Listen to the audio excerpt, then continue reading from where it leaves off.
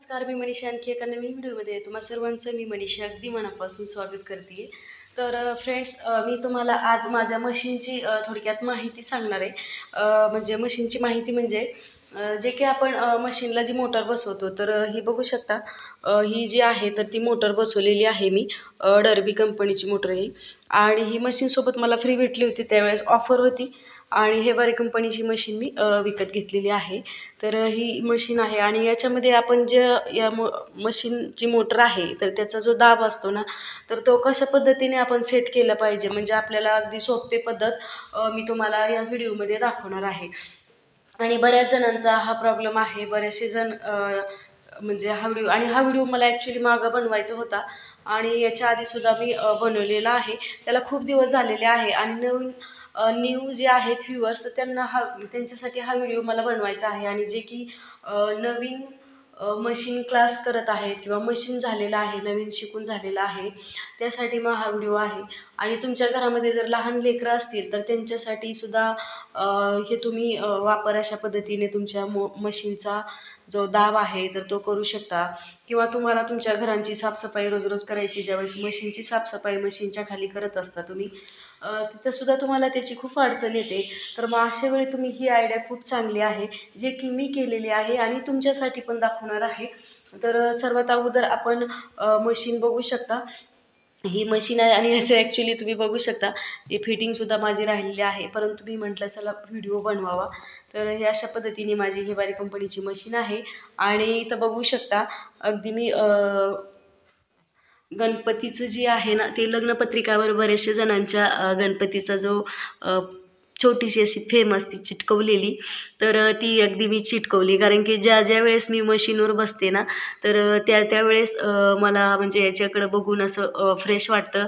आणि वरती बसवलं आणि यांचं दर्शन घेतलं की अगदी मशीनसुद्धा व्यवस्थित सुरळीत चालते. तुम्हीसुद्धा हे करून बघा आणि तुम्हीसुद्धा असा हा गणपतीचा जो छोटीशी फेम असती तर ती तुम्ही तिथं लावू शकता. अगदी ही मी लग्नपत्रिकावर फेम आलेली होती, छोटीशी चिटकवतात, बऱ्याचशा जणांच्या पत्रिकावर असती आणि मी इथंही चिटकून दिली. बऱ्याचदा लहान लेकरांनी काढूनसुद्धा टाकली, परंतु मी आता याला परमनंट चिटकून दिलेलं आहे. तर तुम्हीसुद्धा तुमच्या शिलाई मशीनवर अशी छोटीशी गणपतीची जी आहे तर ती मूर्ती फोटो तुम्ही चिटकवा, म्हणजे तुमचा जी मशीन आहे तर ती अगदी सुरळीत चालेल गणपतीच्या नावाने आणि व्यवस्थित अशी मशीन चालेल. आताच मला जे मेन आहे तर ते मी दाखवते आपल्या शिलाई मशीनचं. बऱ्याच जणांचा आपण हा दाब जो आहे तर तो दाब आपण तिथं ठेवतो आणि तिथं ठेवल्यानंतर ज्या वेळेस आता ज्यांचे दाब तिथं आहे तर त्यांचा अनुभव मला नक्की सांगा कमेंट करून, तुमच्यासोबत असं होतं का? तर तिथं जे असतं तर आपला ज्यावेळेस त्याच्यावरती पाय पडतो तर तो पुढं सरकतं आणि ज्यावेळेस आपण त्याला प्रत्येक वेळेस आपल्याला पायाने असं खिचून घ्यावं लागतं. मग अशा वेळी आपलं लक्ष इकडं तिकडं जातं. किंवा बऱ्याचशा जणांचा आपला जो मशीनचा म्हणजे एकच पाय दुखतो बऱ्याचशा जणांचा, तर तो सुद्धा प्रॉब्लेम आहे याच्यामुळेच होतो.